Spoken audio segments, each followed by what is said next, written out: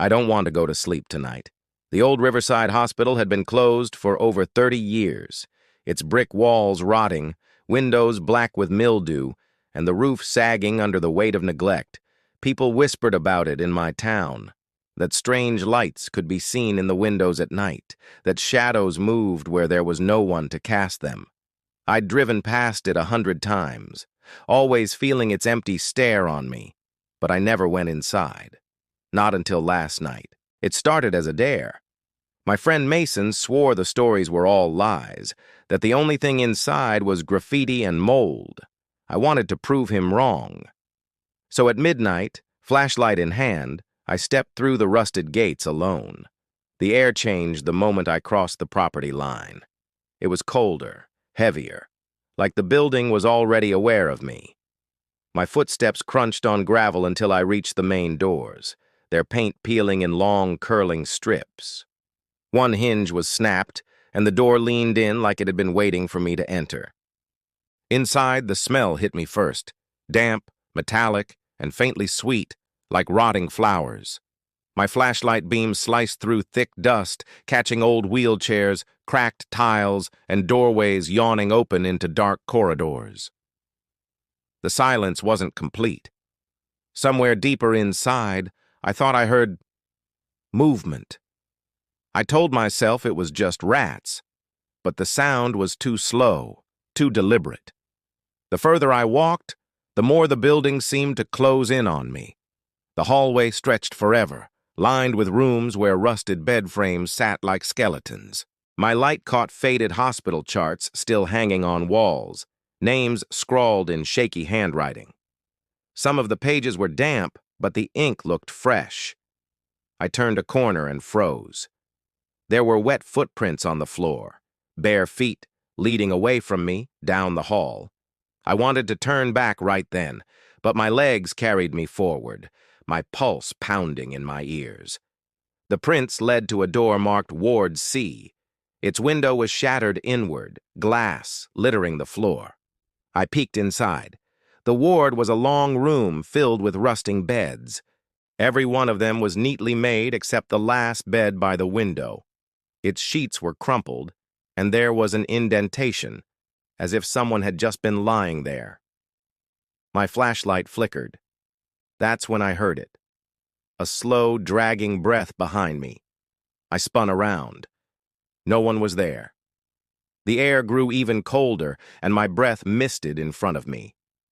Then, I saw movement in the corner of my vision. A figure, tall and thin, standing halfway down the hall, its head tilted at an unnatural angle, its arms too long. I blinked, and it was suddenly closer. I stumbled backward into the ward, my light shaking wildly. The thing moved without sound, closing the distance in jerks like a broken puppet. I backed into the last bed and my hand brushed something. The sheets were wet. I didn't look back. I ran. The halls twisted, somehow different than when I'd entered. Doors I'd passed before were gone, replaced by blank, peeling walls. My flashlight's beam caught glimpses of that tall shadow always just behind me, its head twitching side to side. I finally found the entrance, threw myself through the broken doors, and didn't stop running until I was in my car. But when I glanced in the rearview mirror, the passenger seat was wet. And there, faintly, I could hear it, that slow, dragging breath. I raced home, each streetlight blurring into the next. My phone vibrated, Mason texting, "You in?" I didn't reply. How could I explain what I'd seen? I didn't want to believe it, didn't want to be laughed at. I parked in my driveway, fumbled for my keys, and then I heard it again, dragging, wet, just on the other side of my bedroom wall. I slammed the door, heart hammering. Nothing was there, of course. But as I started to calm down, a new fear took root. What if whatever was in that building was following me? All night I tossed and turned, listening to every creak and whisper in the walls. Dawn finally broke, chasing away the darkness. Exhausted, I got up, poured myself some coffee, and went to the bathroom. Staring at my reflection, I noticed something odd. The skin around my ankles was red and angry looking, like a bad sunburn. I frowned, confused. When had I gotten hurt? I looked closer. Imprinted in my skin were perfect bare footprints, the same ones I'd seen in the hospital. I screamed. The next few days were a blur. I barely slept, constantly on edge, half expecting to see those footprints trailing after me. I tried telling people, friends, family, even the police, but they all thought I was crazy. They said the hospital was abandoned. The town long since evacuated because of toxic waste in the water. They said it was just an old building with some crumbling walls. No one believed me when I told them I hadn't been the only one to see it. Others had witnessed strange lights, moving shadows, and even heard voices echoing from the hospital grounds. But my story was too outlandish to take seriously. And as the weeks passed and nothing else happened, even I began to question myself. Maybe I really was going crazy. One day, though, I found myself driving past the hospital. Curiosity and morbid fascination pulled me in, and I turned into the overgrown driveway.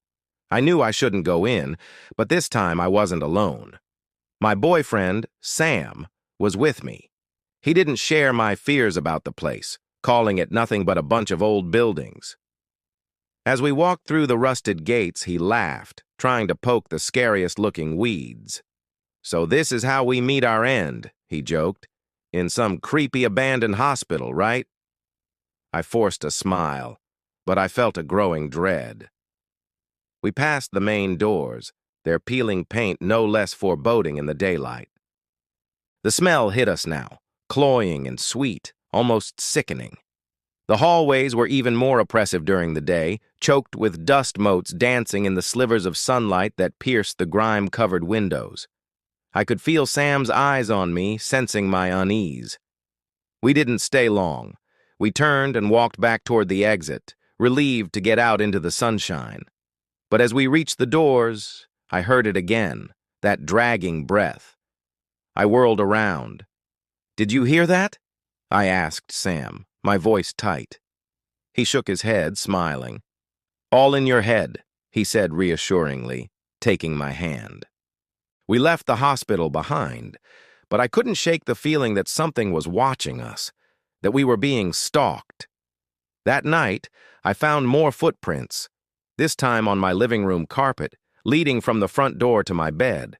I called Mason, desperate for someone to understand, but when he didn't pick up, I left a breathless message explaining what I'd seen. Then I did something reckless. I grabbed my phone and my keys and drove back to the hospital. I had to find out what was going on. The building loomed before me, darker now against the twilight sky. The wrought iron gates were a tangled mess, but I forced them open and drove inside. The ground was slick with rain, making the whole place feel even more desolate and eerie. I parked near the main doors and got out. "Don't be stupid," I whispered to myself. "Turn back." But I couldn't. Something was drawing me in.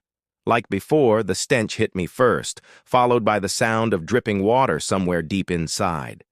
As I walked, the darkness pressed in around me, heavy and suffocating.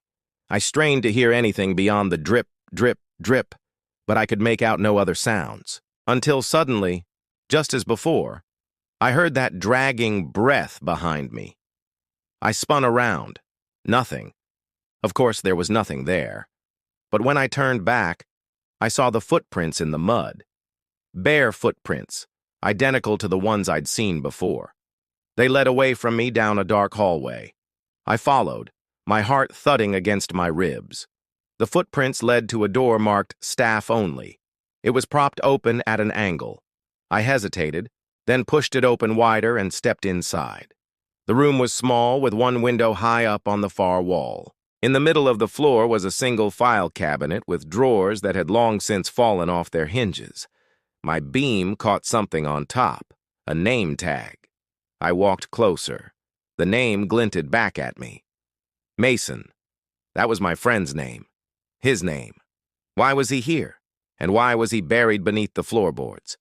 Because when I looked back, there were bare footprints leading out of the staff room and then ending abruptly. At the baseboard, the trail went cold.